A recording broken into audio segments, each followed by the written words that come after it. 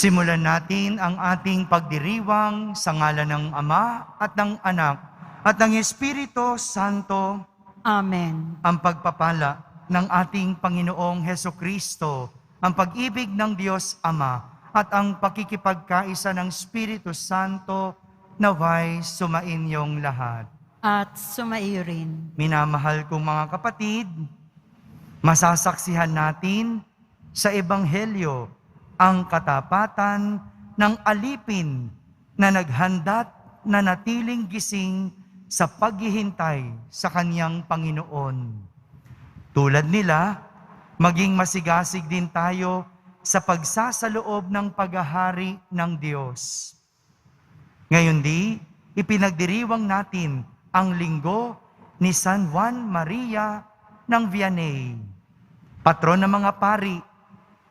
Idalangin natin sa Diyos ang lahat ng mga pari upang patuloy silang makapamuhay ng tapat sa kanilang sinumpaan bilang katiwala ng kawan ng Diyos. Tayo rin po ay nagdiriwang ng ikalawang araw ng Misa Nobenaryo para sa kapistahan ni Nuestra Señora de la Buena Hora. Upang tayo'y maging marapat gumanap sa banal na pagdiriwang, aminin muna natin at pagsisihan ang ating mga kasalanan. Inaamin ko sa makapangyarihang Diyos At sa inyo mga kapatid, nalubha akong nagkasala sa isip, sa salita at sa gawa, at sa aking pagkukulang, kaya isinasamo ko sa mahal na Birheng Maria, sa lahat ng mga anghel at mga banal, at sa inyo mga kapatid, na ako'y ipanalangin sa Panginoong ating Diyos. Kaawan tayo ng makapangyarihang Diyos, patawarin tayo sa ating mga kasalanan at patnubayan tayo sa buhay na walang hanggan. Amen. Panginoon, kaawaan mo kami. Panginoon, kaawaan mo kami. Kristo, kaawaan mo kami. Kristo, kaawaan mo kami. Panginoon, kaawaan mo kami. Panginoon, kaawaan mo kami.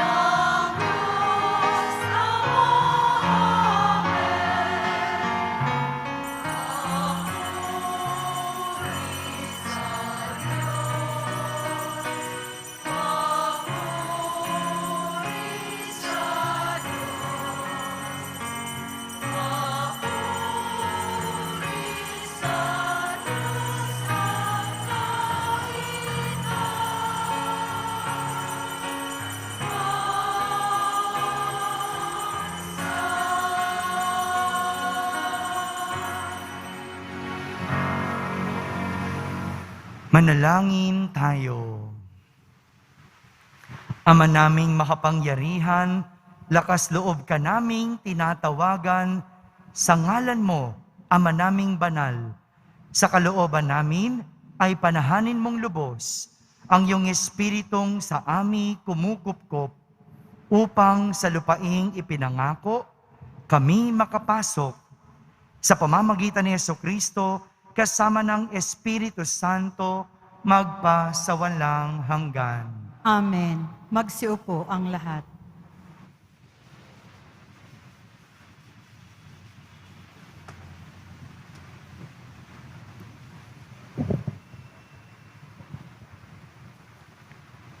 Pagbasa mula sa Aklat ng Karunungan. Ang mangyayari sa gabing yaon ay ipinagpauna mong sabihin sa aming mga ninuno upang magalak sila sa kaganapan ng iyong mga pangako sa kanila. Alam ng iyong bayan na ililigtas mo ang mga matuwid at parurusahan ang kanilang mga kaaway. Ang paraang ginamit mo sa pagpaparusa sa aming mga kaaway ay siya mo ring ginamit na pantawag sa amin upang kami bahaginan mo ng iyong kaluwalhatian. Ang mga tapat na anak ng mabuting bayang ito'y lihim na naghahandog. Nagkaisa silang sumunod sa mga utos ng Diyos at magsama sa hirap at ginhawa. Noon pa'y inaawit na nila ang matatandang awit na ito ng papuri. Ang salita ng Diyos. Salamat sa Diyos. Mapalad ang ibinukod na bansang hinirang ng Diyos. Mapalad ang ibinukod na bansang hinirang ng Diyos. Lahat ng matuwid dapat na magsaya dahil sa ginawa ng Diyos sa kanila. Kayong masunuri magpuri sa Kanya. Mapalad ang bansang ampuon ang Diyos. Mapalad ang bayang Kanyang ibinukod. Mapalad ang ibinukod na bansang hinirang ng Diyos. Ang may takot sa Diyos at nagtitiwala sa Kanyang pag-ibig ay kinakalinga. Hindi babayaang sila ay mamatay. Kahit magtagutom, sila'y binubuhay. Mapalad ang ibinukod na bansang hinirang ng Diyos. Ang ating pag-asay nasa Panginoon. Siya ang sanggalang natin at katulong. Ipagkaloob mo na aming makamit. O poon, ang iyong wagas na pag-ibig. Yamang ang pag-asa sa iyo'y nasasalig. Mapalad ang ibinukod na bansang hinirang ng Diyos.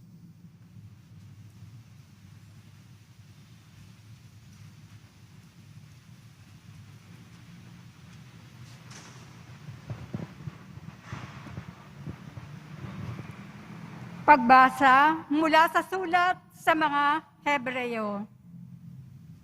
Mga kapatid, tayo'y may pananalig kung nagtitiwala tayong mangyayari ang mga inaasahan natin at naniniwala sa mga bagay na di natin nakikita. At kinalugdan ng Diyos ang mga tao noong una dahil sa kanilang pananalig sa Kanya. Dahil sa pananalig sa Diyos, tumalima si Abraham nang siya'y papuntahin ng Diyos sa lupang ipinangako sa Kanya. At humayo siya, bagamat hindi niya alam kung saan paroroon. Dahil din sa kanyang pananalig, siya'y nanirahan bilang dayuhan sa lupang ipinangako sa kanya ng Diyos. Tumira siya sa mga tolda kasama nina Isaac at Jacob, na kapwa tumanggap ng gayon ding pangako mula sa Diyos habang hinihintay niyang maitatag ang lungsod na ang nagplano at nagtayo ay ang Diyos. Dahil din sa pananalig sa Diyos, si Sarah, bagamat matanda na, ay niloob ng Diyos na magkaanak sapagkat nanalig siya na tapat ang nangako. Kaya't sa taong maituturing na halos patay na, ay nagmula ang isang lahi na naging kasindami ng bituin sa langit at ng buhangin sa dalampasigan. Silang lahat ay namatay na may pananalig sa Diyos. Hindi nila nakamtan ang mga ipinangako ng Diyos, ngunit natanaw nila iyon mula malayo. Kinilala nilang sila'y dayuhan lamang at nangingibang bayan dito sa lupa. Ipinakikilala ng mga taong nagsasalita ng gayon na naghahanap pa sila ng sariling bayan.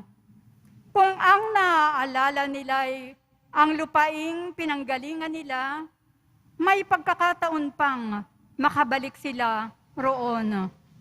Ngunit, ang hinahangad nila ay isang lungsod na lalong mabuti, yaong nasa langit.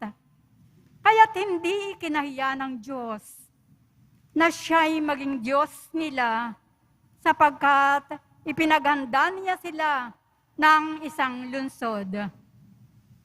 At nang subukin ng Diyos si Abraham, pananalig din ang nagudyok sa kanya na ihandog si Isaac bilang hain sa Diyos. Handa niyang ihandog ang kaisa-isa niyang anak.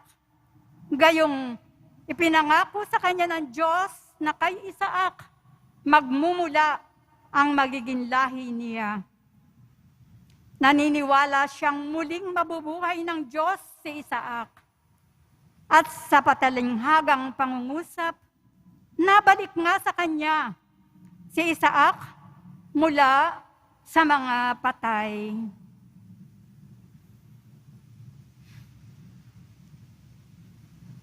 Ang salita ng Diyos. Salamat sa Diyos. Magsitayo po ang lahat.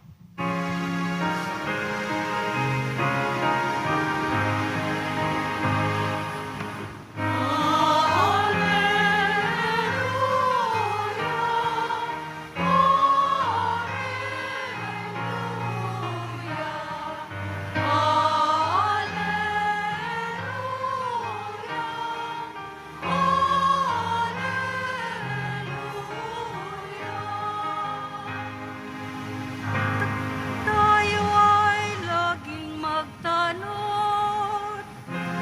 sapagkat di natin talos ang pagbabalik ni Jesus.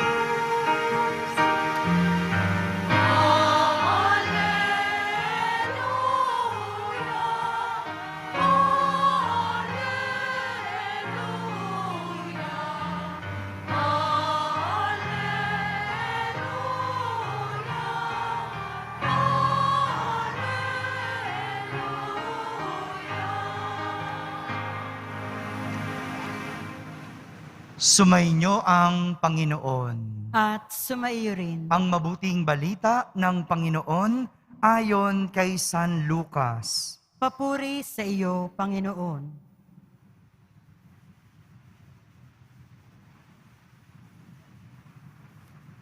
Noong panahong iyon, sinabi ni Jesus sa kaniyang mga alagad, "Maging handa kayo at sindihan ang inyong mga ilawan. Tumulad kayo sa mga taong naghihintay sa pag-uwi ng kanilang Panginoon mula sa kasalan. Para pagdating niya, ay mabuksan agad ang pinto. Mapalad ang mga alipin na naabutang nagbabantay pagdating ng kanilang Panginoon. Sinasabi ko sa inyo, maghahanda siya, padudulugin sila sa hapag at maglilingkod sa kanila. Mapapalad sila kung maratnan niya silang handa. Dumating man siya ng hating gabi o madaling araw siya dumating. Tandaan ninyo ito, kung alam lamang ng puno ng sambahayan kung anong oras darating ang magnanakaw, hindi niya pababayaang pasukin ang kanyang bahay. Kayo may dapat humanda sapagkat darating ang anak ng tao sa oras na hindi ninyo inaasahan. Mga kapatid, ang mabuting balita ng Panginoon. Pinupuri ka namin, Panginoong Heso Kristo. Magsiupo ang lahat. Isang magandang araw po sa inyong lahat. Pakibati mo naman ang katabi mo ng magandang araw. Bago tayo magsimula ng ating pagninilay, meron muna akong gustong activity gagawin. Pero kailangan ko po ng volunteer. Taas nga yung kamay kung sinong gustong mag-volunteer. Long, lika. Sino po ang gustong mag-volunteer? Taas ang kamay.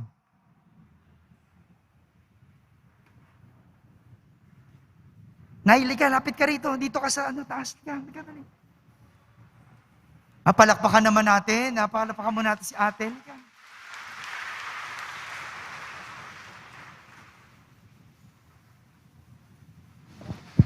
Ate, ano pong pangalan ninyo?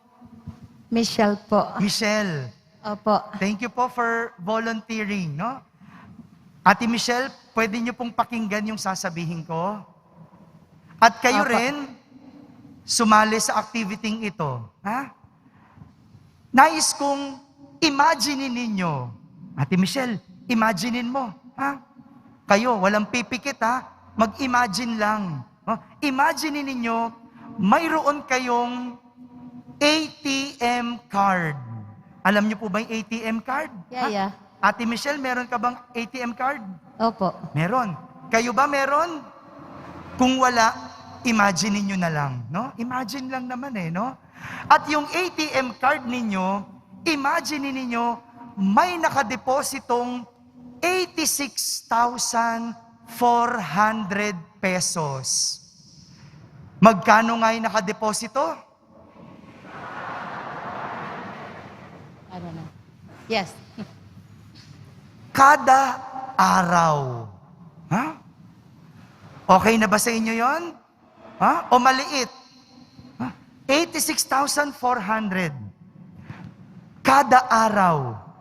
Pero, tuwing matatapos ang araw, mawawala ito. Pag tumungtong ang alas 12 ng gabi, mawawala ang 86,400 mo.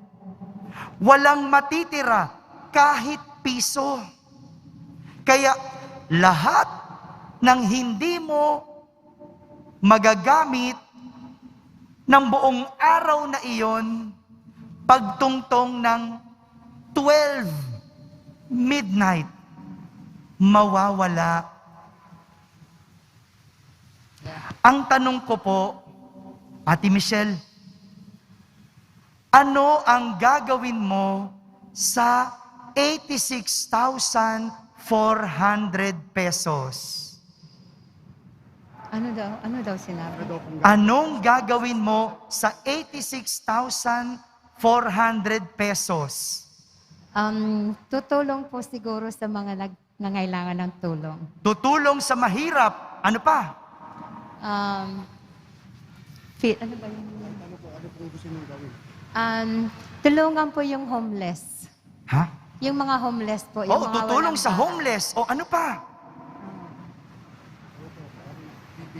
May gusto ka pa bang bilhin? Bahay. Bahay! Opo. Makabili bang bahay 86,000? Sige. O ano pa? May sukli pa ba yon? Wala na. Shopping siguro. Shopping, no? Shopping. Ate Michelle, meron ka bang ititira sa 86,400? Ano daw? Ititira daw po ba kayo sa 86,000? Oo naman po, budget sa bahay. Magtitira ka. Opo. Pag nagtira ka, mawawala ito kapag tungtong ng alas 12 ng gabi. Pero magkakaroon ka ulit ng 86,400 kapag susunod na araw. Magtatabi ka ba? Ano daw? I can understand. Sa araw-araw po magkakaroon po kayo ng 86,000. Magtitira pa daw po ba kayo ng pera niyo po sa ATM? Kung ganun po ang Parang dapat hearing aid ang bili ni Ate Oo Michelle, ano? Oo.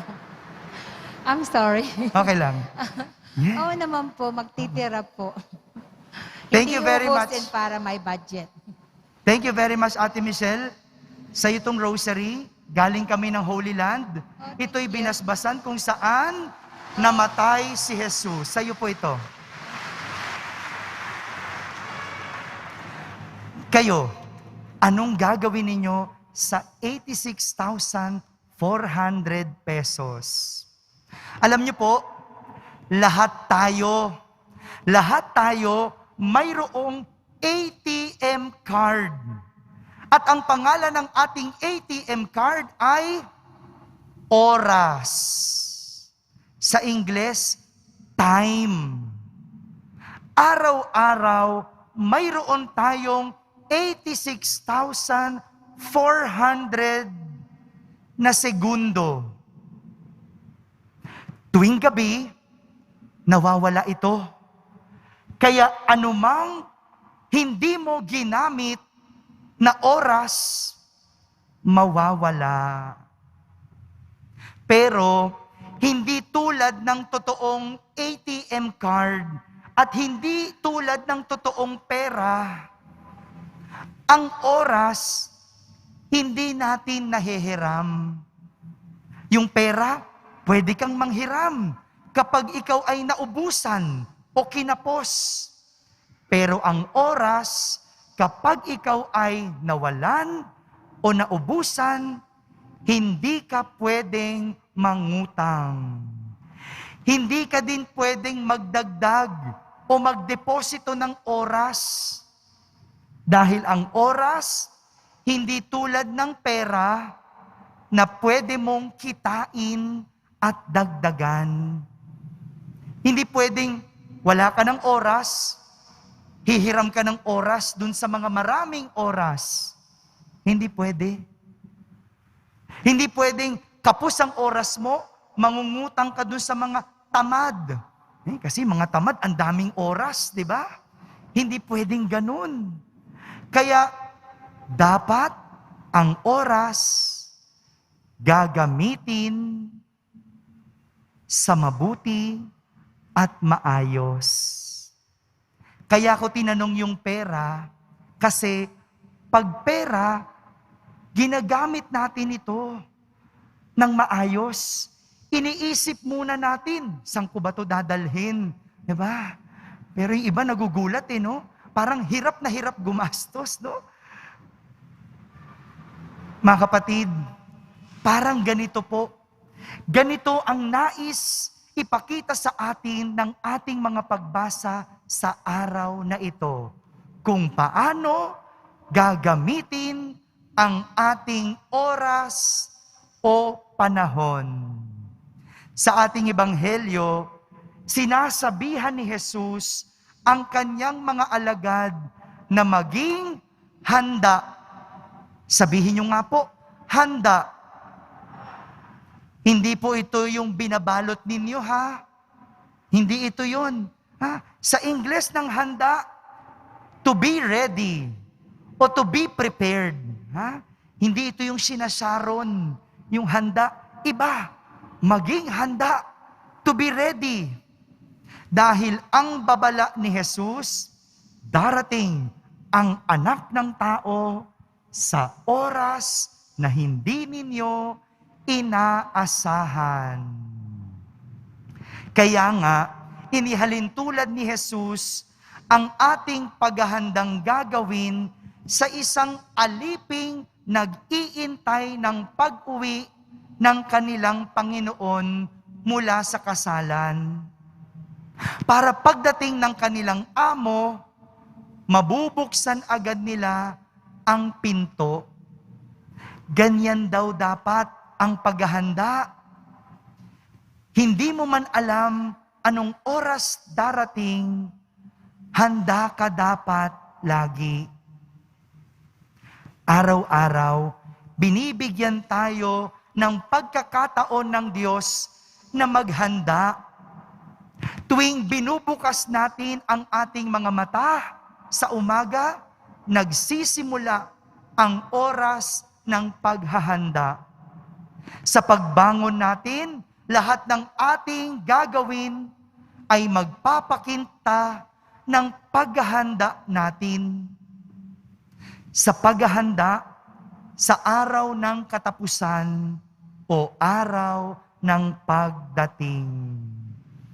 Kaya nga, mga kapatid, dapat bawat oras sa ating araw, ginugugol natin sa mabuti.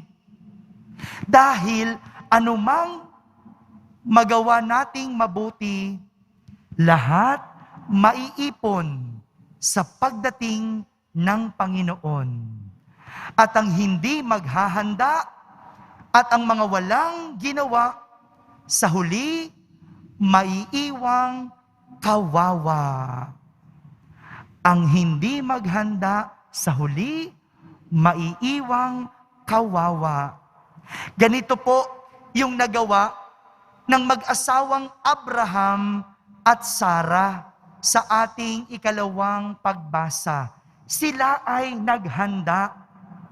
Lahat ng kanilang ginawa sa bawat oras ng kanilang buhay ay nilagyan nila ng pananalig sa Diyos. Kaya kahit hindi naiintindihan ni Abraham ang utos ng Panginoon na pumunta sa lupang pangako, si Abraham ay humayo. Kahit na nahihirapan si Sarah dahil sa kanyang katandaan, siya'y nagbuntis. Inakap niya ang biyayang kaloob sa kanya ng Diyos. Lahat ito nagawa ng mag-asawang Abraham at Sarah bilang kanilang paghahanda sa ibibigay ng Diyos. At nagawa nila ito dahil sa kanilang pananampalataya.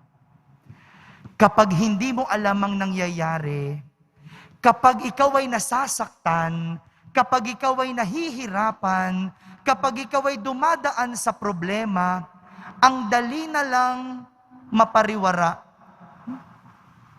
Ang dali na lang gumawa ng masama. Hindi naman ako pinakikinggan ng Diyos. Sige na nga, magwawala na lang ako. Binigyan naman ng sakit ng Diyos ang anak ko. Ayoko nang magtiwala. Total, magulo na pamilya ko. Sige na rin. Magiging magulo na rin ako. Kung minsan, ganito yung nagiging ugali natin. Kapag nahihirapan, nasasaktan, humaharap sa problema,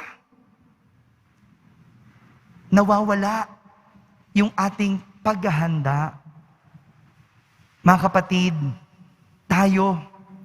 tayo ay pinaghahanda ng ating Poong Jesus Nazareno. At huwag natin itong sayangin. Huwag nating sayangin ang oras na dumarating sa atin.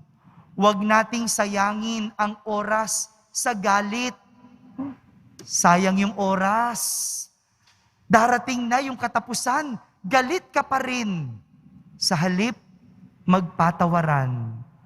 Huwag ubusin ang oras sa katamaran. Sayang. Alam niyo po, kamakailan, nagkita-kita kaming magkakaibigan. No? Magkakaibigan sa seminaryo. No? Yung iba, naging pare. Yung iba, hindi. Alam niyo, sabi nung iba, no? Sayang, siguro, kung nagsumikap ako, pari na rin ako katulad nyo. Sayang, 10 years, kung ginalingan ko, pari na rin ako. Yung mga nanghihinayang, yun yung mga walang kinapuntahan. Pero yung mga kaibigan naming may asawa, nagyayabang sa amin, o tingnan nyo, kung lumabas kayo, may asawa na din kayo. Ang nais ko lang puntuhin, huwag sayangin ang oras na binibigay sa atin. Dahil kapag dumating ang katapusan, ang mga naghanda, tatanggap ng biyaya. Pero ang mga hindi naghanda, sa huli, maiiwang kawawa. Amen? Amen. Magsitayo po tayong lahat. Sabay-sabay nating ipahayag ang ating pananampalataya. Sumasampalataya ako Sa Diyos amang makapangyarihan sa lahat, na may gawa ng langit at lupa. Sumasampalataya ako kay Hesu Kristo, iisang anak ng Diyos, Panginoon nating lahat. Nagkatawang tao siya, lalang ng Espiritu Santo. Ipinanganak ni Santa Mariang Birhen, pinagpakasakit ni Poncio Pilato, ipinako sa krus, namatay, inilibing, nanaog sa kinaroroonan ng mga yumao, nang may ikatlong araw, nabuhay na mag-uli. Umakyat sa langit, naluklok sa kanan ng Diyos, amang makapangyarihan sa lahat. Doon magmumulat paririto at huhukom sa nangabubuhay at nangamatay na tao.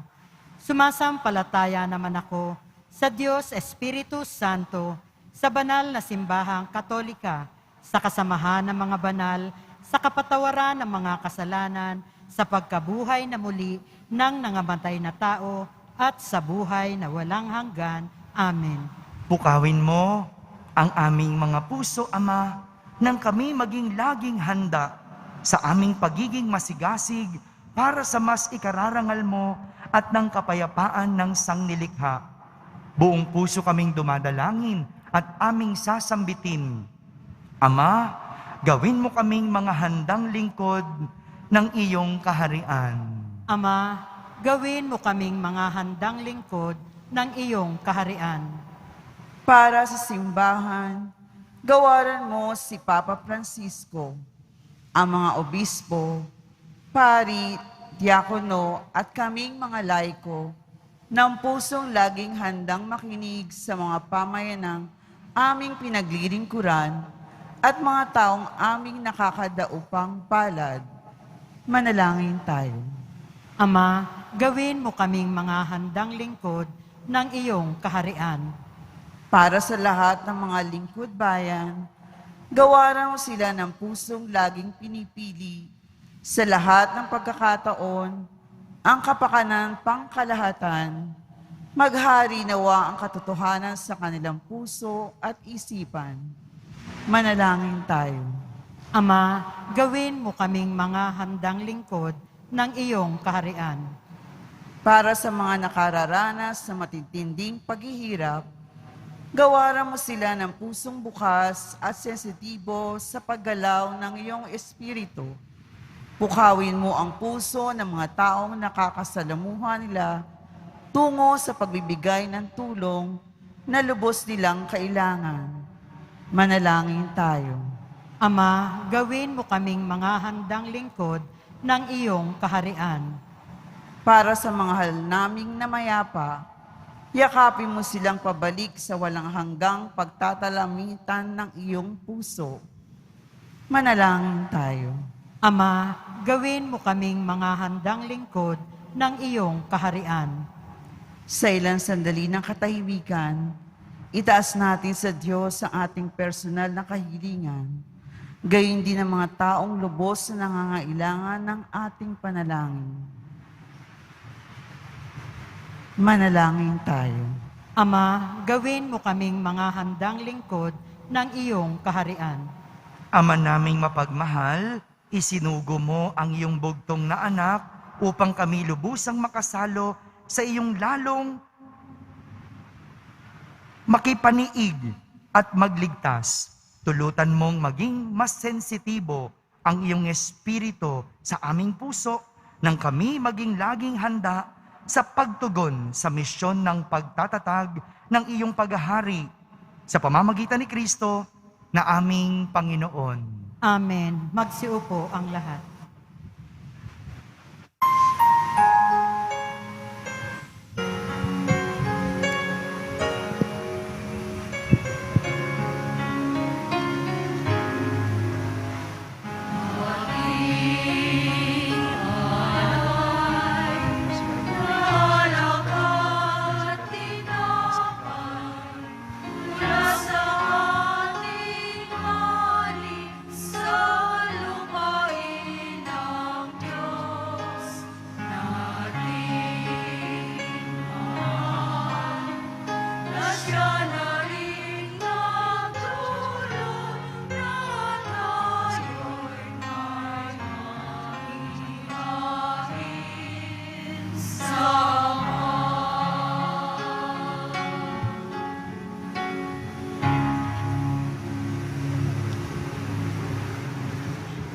Magsitayo po ang lahat. Manalangin kayo mga kapatid upang ang paghahain natin ay kalugdan ng Diyos amang makapangyarihan.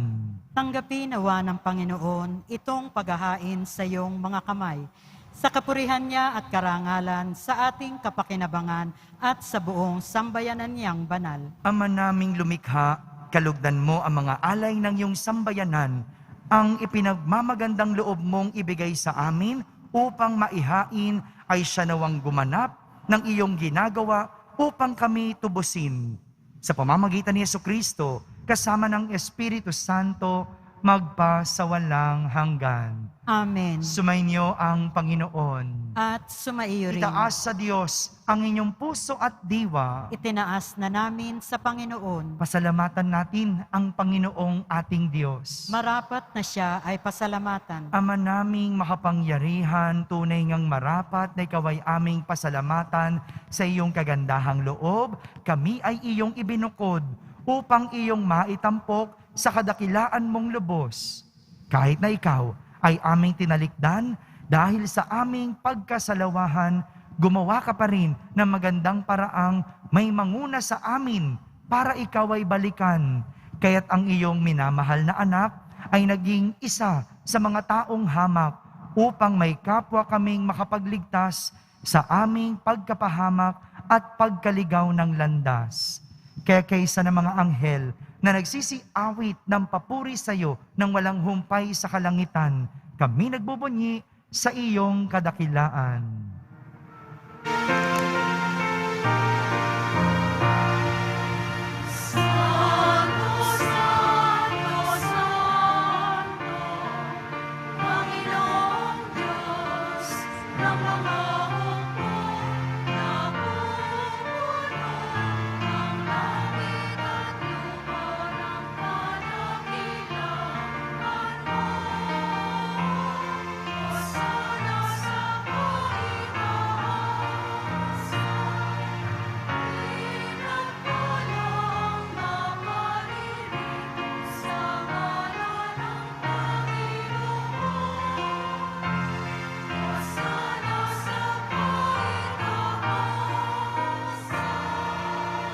Magsiluhod po ang lahat.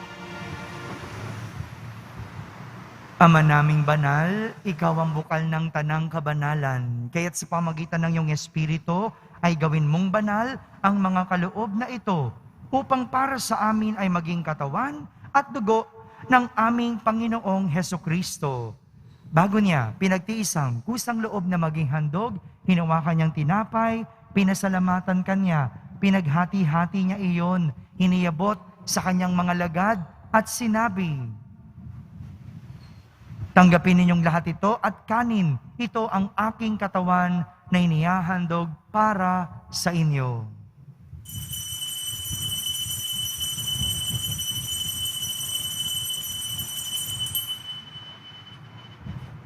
Gayon din naman, nung matapos ang hapunan, hinawakan niyang kalis, muli kanyang pinasalamatan, iniabot niyang kalis sa kanyang mga lagad at sinabi, tanggapin ninyong lahat ito at inumin. Ito ang kalis ng aking dugo, ng bago at walang hanggang tipan. Ang aking dugo na ibubuhos para sa inyo at para sa lahat, sa ikapagpapatawad ng mga kasalanan. Gawin ninyo ito sa pag-alaala sa akin.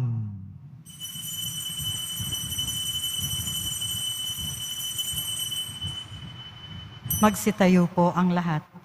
Ipagbunyi natin ang misteryo ng pananampalataya. Si Kristo'y namatay, si Kristo'y nabuhay, si Kristo'y babalik sa wakas ng panahon. Ama, ginagawa namin ngayon ang pag-alaala sa pagkamatay at muling pagkabuhay ng iyong anak, kaya't inaalay namin sa iyo ang tinapay na nagbibigay buhay at ang kalis na nagkakaloob ng kaligtasan.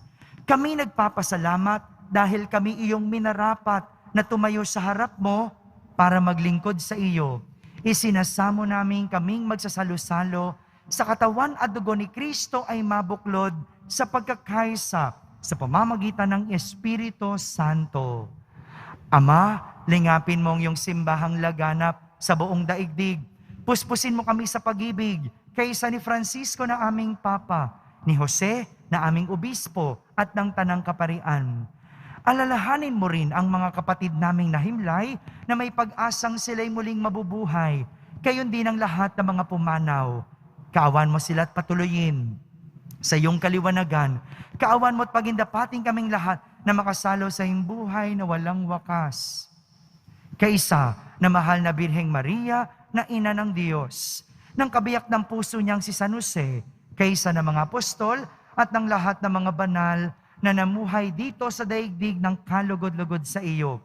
May pagdiwang nawa namin ang pagpupuri sa kararangal mo sa pamamagitan ng iyong anak na aming Panginoong Hesukristo. Sa pamamagitan ni Kristo, kasama niya at sa Kanya, ang lahat ng parangal at papuri ay sa iyo, Diyos Amang makapangyarihan, kasama ng Espiritu Santo, magpa sa walang hanggan.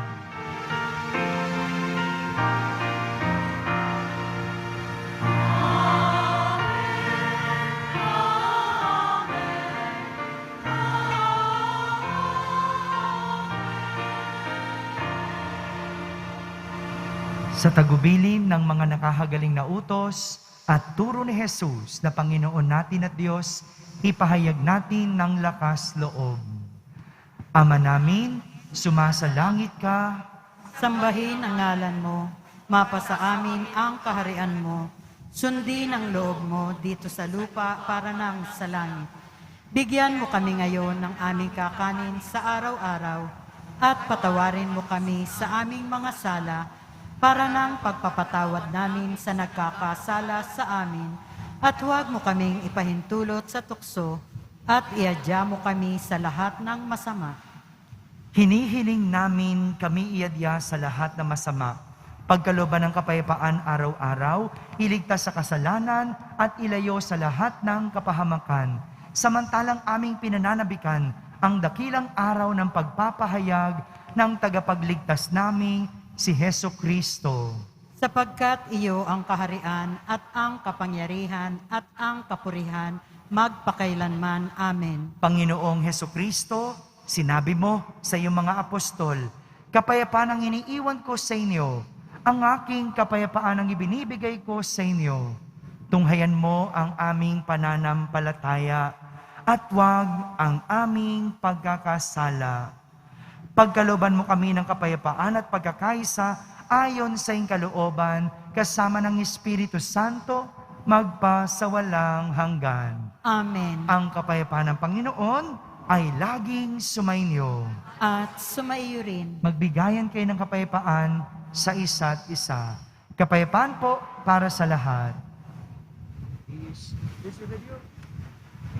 Kordero ng Diyos na nag-aalis ng mga kasalanan ng sanlibutan, maawa ka sa amin.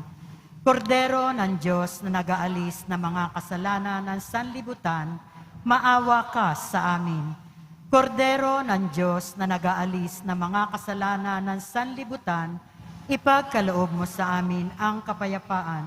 Magsiluhod po ang lahat.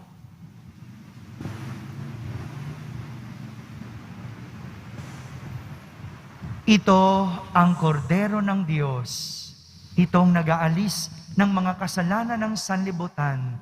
Mapalad ang mga inaaniyahan sa kaniyang piging. Panginoon, hindi ako karapat-dapat na magpatuloy sa iyo, ngunit sa isang salita mo lamang ay gagaling na ako. Ang katawan ni Kristo, Amen.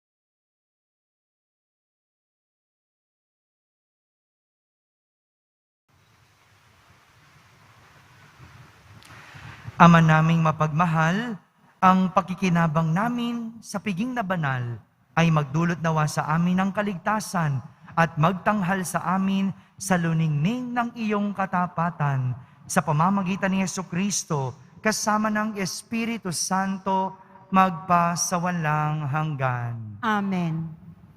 Mga kapatid, tandaan, maghanda. Itigil na ang mga nagpapasasa at gawang masama dahil ang mga naghanda sa huli tatanggap ng biyaya. Ang hindi naghanda sa huli magiging kawawa. Sumainyo ang Panginoon. At sumaiyo rin. Pagbabasbas ng Poong Yesus Nazareno. Mahal na Poong Yesus Nazareno, inihayag mo sa pamamagitan ng krus ang walang maliw na pag-ibig ng Diyos sa sangkatauhan. Pakinggan mo ang kahilingan ng iyong angkan na nagsusumamo sa iyo. Makamtanawan nila ang inyong katugunan at tanggapin ang kasagutan na may utang na loob na tinatanaw. Basbasan din po ninyo ang lahat na may karamdaman, nahihirapan, may mga dalang imahen at dasalan. Sa pamamagitan ng bendisyon na ito, naway maalala nila ang mga pangako nila noon sa binyag na ikaw ang kanilang iibigin at paglilingkuran bilang Panginoon magpasawalang hanggan. Amen. At pagpalain kayo ng makapangyarihang Diyos, Ama, Anak, at Espiritu Santo. Amen. Tapos na po ang ating pagdiriwang, humayging taglay ang pag-ibig at kapayapaan ng Poong Jesus Nazareno. Salamat sa Diyos.